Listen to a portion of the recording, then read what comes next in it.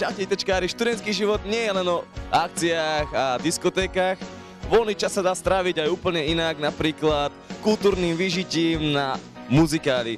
My spolu s partiou ITčkárov sme sa vybrali pozrieť, ako takýto muzikál vyzerá a sledujte nás a pozrite si z toho krátku reportáž.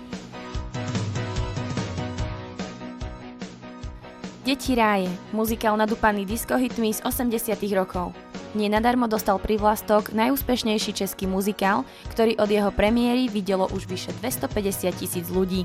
Len v Bratislave sa počas 5 dní prišlo zabaviť viac ako 12 000 divákov, ktorí vytvorili neskutočnú atmosféru a hercov odmenili vyše polhodinovým standing ovation. Ako jedinej televízii na Slovensku sa nám podarilo načrieť do zákulisia muzikálu. Ale viac vám priblíži naša kamarátka Šárka, ktorá hrá jednu z hlavných úloh v tomto hit muzikáli Deti ráje.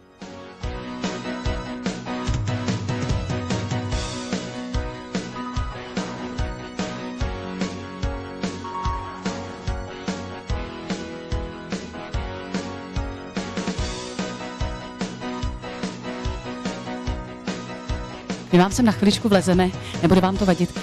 Dělejte jakoby nic.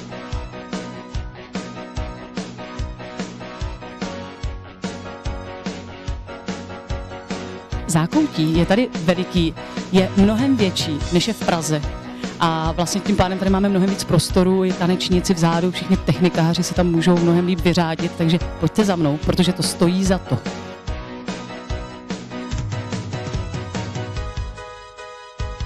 Čaj, káva, co je potřeba, protože je tu trošičku zima, ale potom, když začne představení, tak je to vždycky fantastický, protože se zahřejeme úplně všichni.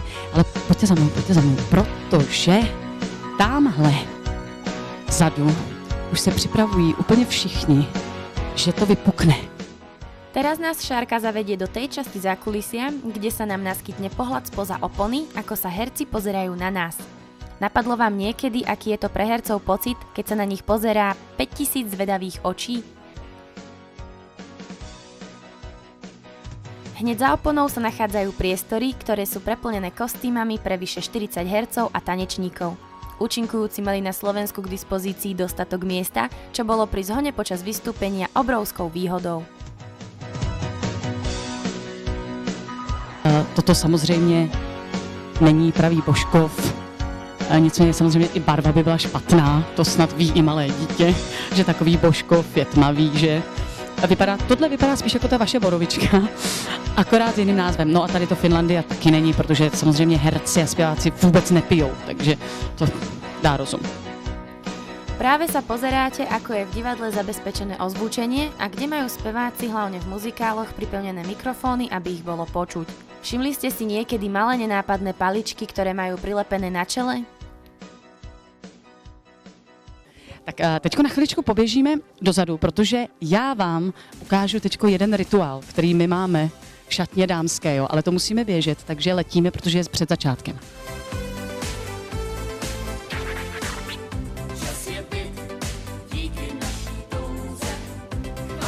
Tady máme malého čusbusíka. Pojď sem, broučku. Jak se ti hraje na Slovensku? Řekneš nám něco tady pro ITčko?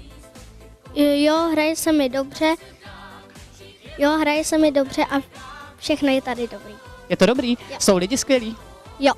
A ty jsi hrál vlastně, nebo budeš hrát všechny představení? Nejsi unavený? Myslím, že ani moc ne. Nejsi, viď? Ale ty jsi docela zvyklý hrát, viď? To je ostřílený hráč totiž, tady náš malej čusbusíček. Tak my letíme dál. Děkujeme moc. Můžeme? Super, jedeme. Tak kluci, pojďte. Nenápadně. Tak hele, tohle máme všichni. Já mám tam, nebo tohle? Tak. Tohle je tradiční rituál i v Praze, takže jsme ho samozřejmě dovezli i sem na Slovensko. A hlavně Péťa a naše tady vodička hraje dneska poprvé. Jo. Takže holky, zlomte vás. Ať vám to jde. Na zdraví, jo? A to se musí na ex, protože jinak by to představení stálo za starou bačkoru, ale nikomu to neříkejte.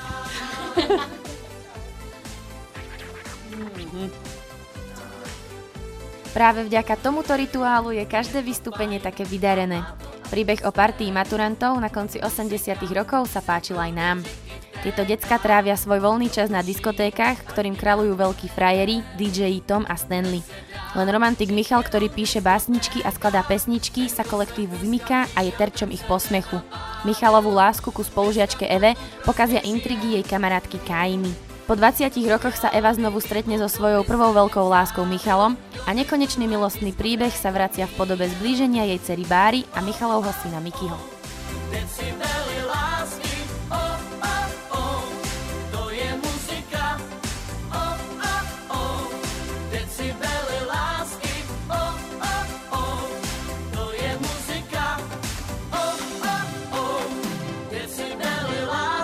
V hlavných úlohách sme sa pozerali na herecké, spevácké a tanečné výkony týchto zvučných mien. Lukáš Vaculík, Martin Zounár, Sagvan Tofi, Petra Doležalová, Tomáš Lébl, Peter Poláček a samozrejme Šárka Marková. Práve Peťa a Tomáš nám teraz povedia o hlavných rolách, ktoré hrali a aj to, ako sa s nimi zžili. V muzikálu Děti ráje vlastně představuju mladou Evu. Já jsem s ní měla trošku problém, protože ona v něčem je trošku asi jiná. Ale takže jako mě trvalo trošku si najít nějaký ty její oblouky, jak to jako měnit a trošku to stříhat ten charakter té osoby. Ale teď už je to vlastně v pohodě, teď už to jako užívám, ale je fakt, že jsem ji nenašla hned. No. Úloha je mladý Michal. Tak zžil jsem se z ní, samozřejmě on je trošku jiný než já, on takovej budulínek, ale v dobrým, takže mně se to strašně dobře hraje. Zas byl den, to byl kolotoč, když se to sejde, nikdo neví proč. To zas byl den, teď už je mi hej, zrovna mě léčí správnej disc-jockey. Hraj mi, najdi pro mě hit, já si... Nájsť dobrého herca s talentom pre spev a tanec nie je vôbec jednoduché a preto nás zaujímalo, či sa účinkujúci cítili byť dostatočne odmenení slovenským publikom. Mile mě překvapili. V tom představení je několik takových momentů, kdy jsem si vždycky v Praze říkala, že se tam lidi moc jako nesmějou. Jich jako pár, 2, 3 takový, ale a tady se smáli všemu. Tady se prostě bavili a užívají si to víc. Přijdou mi takový otevřenější tady ty diváci než u nás. Je jich tady okolo 2,5 tisíce, což jsem v životě nezažil, aby takových lidí se takhle bavilo, takhle královsky bavilo a tak si to strašně užívali. To úplně, to strašně dobíjí toho člověka, když získá takovýhle aplaus, ať už za písničku nebo na konci při medli, to je skvělý, to je nepopsatelný. Je to strašný masakr. Tady v Bratislavě, v Inchebě, je to fakt masakr těch 2,5 tisíce lidí, když stojí a zpívají s námi, to je úžasný, naprosto úžasný. Je to 4krát větší a můžu snad i říct, že malinko lepší. Já jsem trošku jako v šoku, protože já jsem tady dneska jako poprvé hrála a tak to tak jako nějak vstřebávám a skvělý. Na záver som si odchytil, ako sa vraví, to najlepšie nakoniec, Šárku. Ahoj Šárka. Ahoj. Šárka, ako sa ti hralo? Perfektně. Já musím říct, že to dnešní představení bylo ještě úplně jiné, než jsme měli premiéru, protože většinou prostě ty premiéry bývají trošku usedlejší, i když už ta nebyla úplně usedlá jako běžné představení, tak proti dnešku to se nedá srovnat. Čo vravíš na slovenské publikum? No, super, je to nádhera.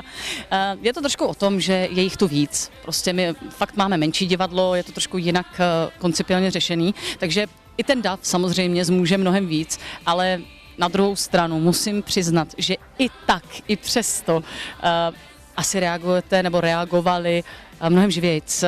I v místech, které jsou vážně někdy pro nás, jsem si říkala, to se snad nezasměju a smáli se, to úžasný, fakt skvělý. No. Celé predstavenie bolo ukončené záverečným zostrihom pesničiek, tzv. Medley, z ktorého si práve môžete vychutnať hit muzikálu totožný s jeho názvom Děti ráje.